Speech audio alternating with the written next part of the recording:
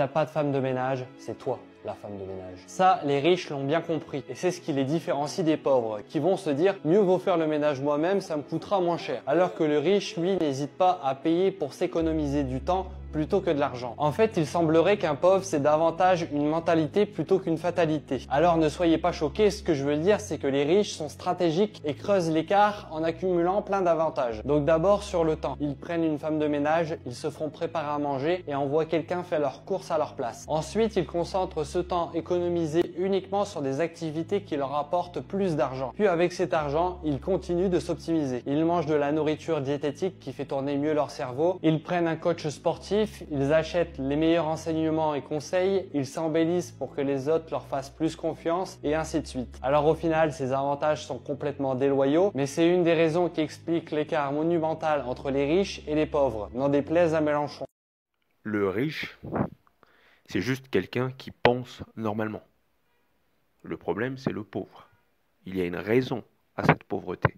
Le pauvre, c'est juste quelqu'un qui est éduqué pour ne pas accumuler des richesses sur des générations. Le pauvre, c'est quelqu'un qui vit au jour le jour.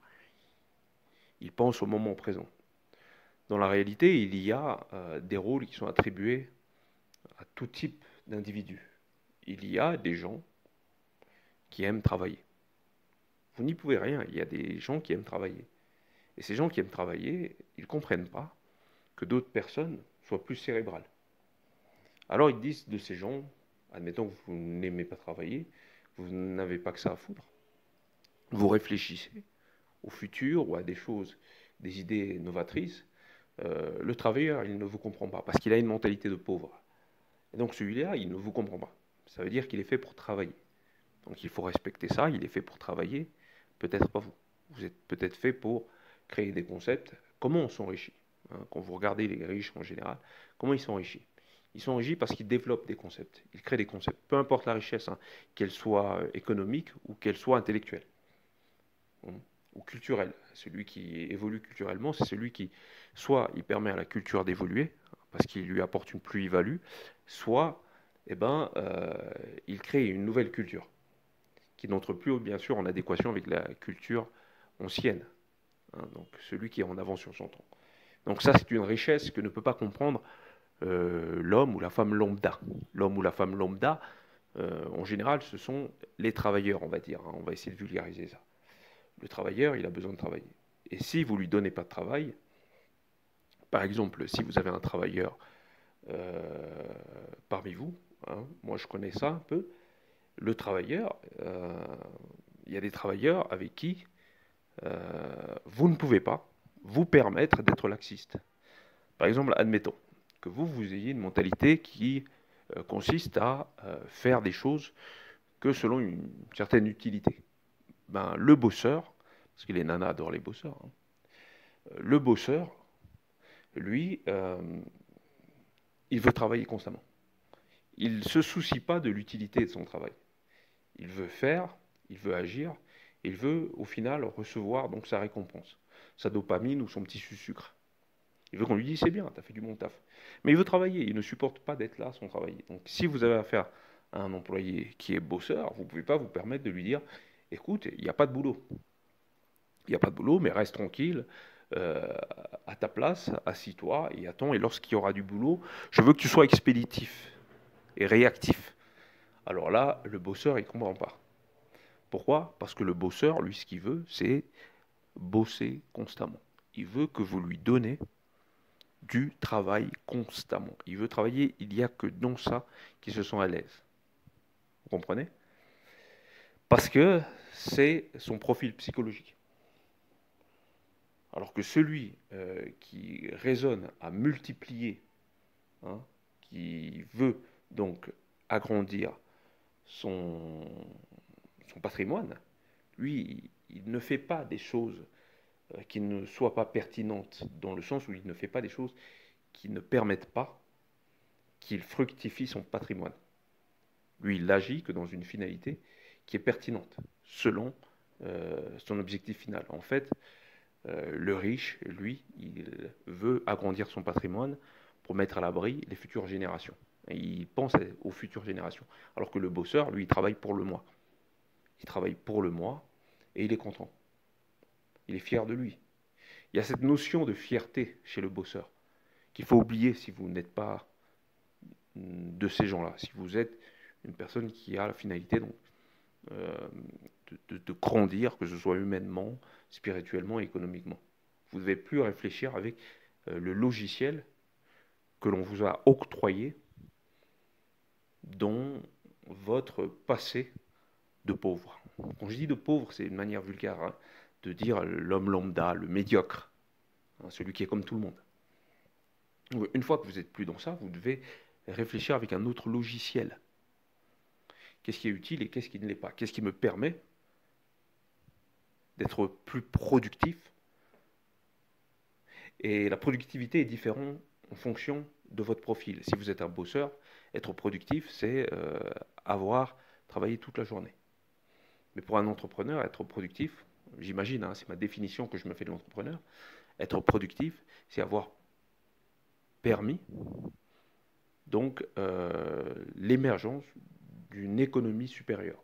C'est-à-dire si vous montez un coup, si vous êtes sur un coup, on va prendre ByteDre. Hein, donc une fois qu'il a signé un contrat avec les casques ByteDre, hein, eh ben, il a pu émerger. Hein, il a pu passer de millionnaire à peut-être futur milliardaire. C'est ça, bosser pour un entrepreneur.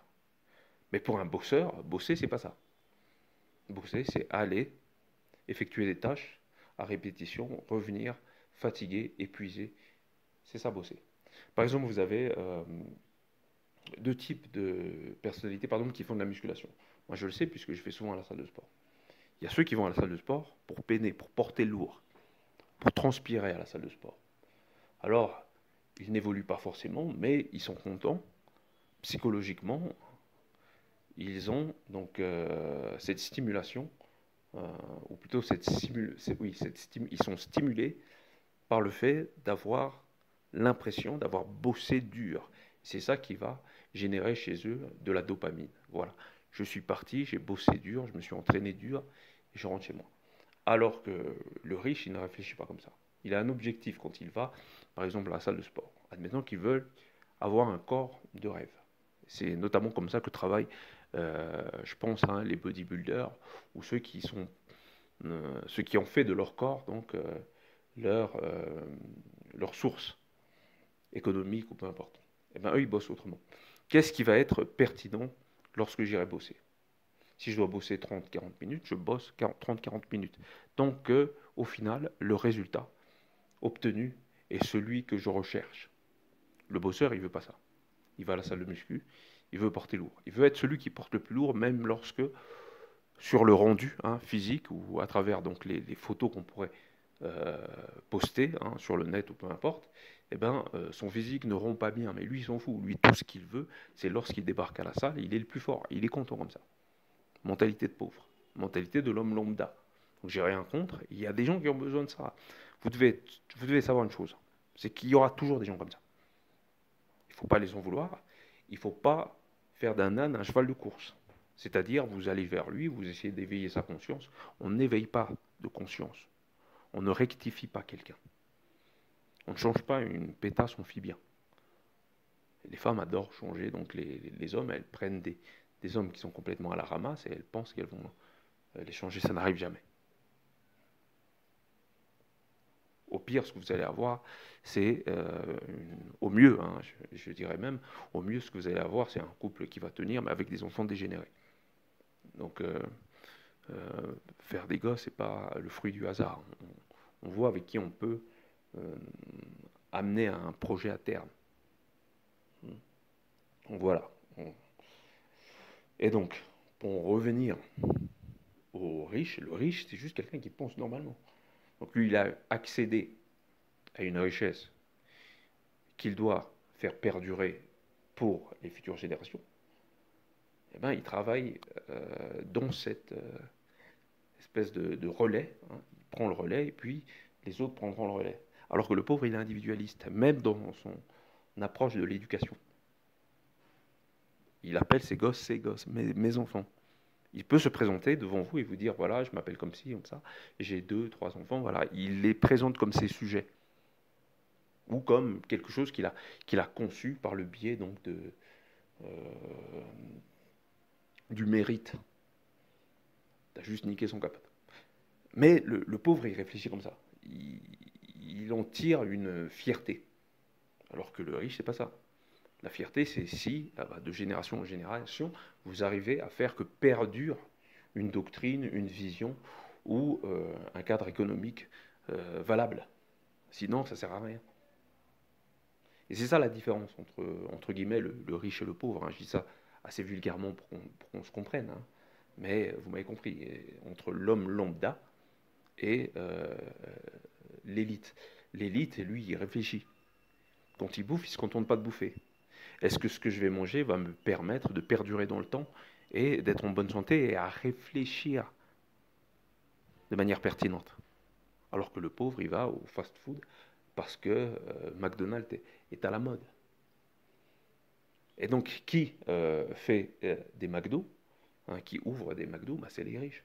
Parce qu'ils savent très bien que le pauvre, il a besoin de ça. Hein. Il a besoin d'un fast-food bouffe rapide, bonne, qui a l'air bonne, mais qui ne lui permet pas de durer dans le temps ou d'avoir une bonne santé.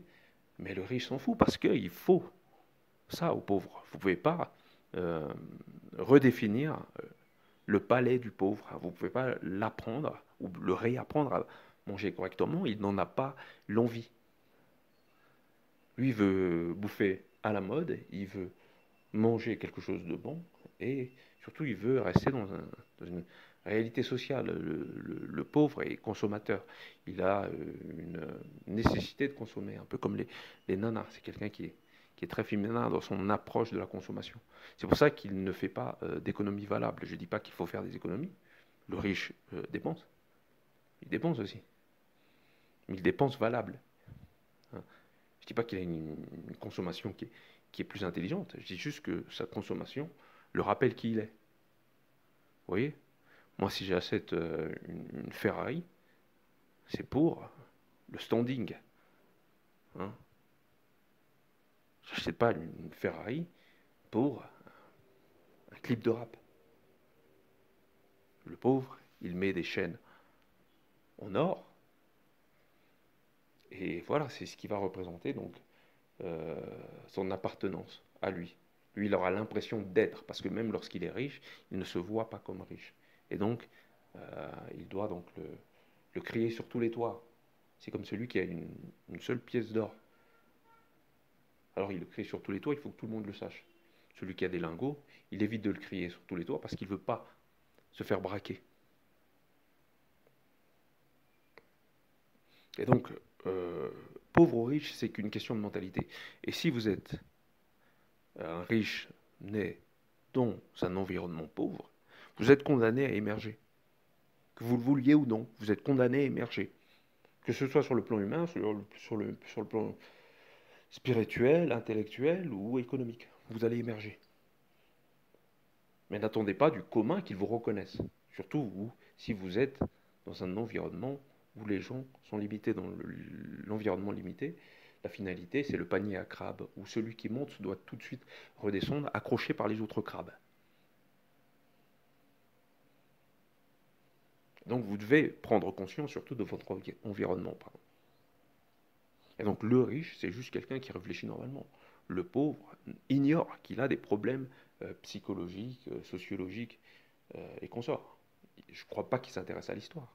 Le pauvre ne s'intéresse qu'à l'histoire que dans la finalité, d'en mettre plein la vue à tout le monde et dire qu'il connaît l'histoire. Le riche, ou plutôt celui qui est évolué, il s'intéresse à l'histoire pour se permettre donc d'atteindre un niveau supérieur, faire mieux que les anciennes générations. Vous voyez? Parce que le riche est dans la finalité, là où le pauvre, lui, il est dans l'action directe, limitée. Pensée limitante, croyance limitante. Jésus va nous sauver et qu'on sort. Merci, au revoir.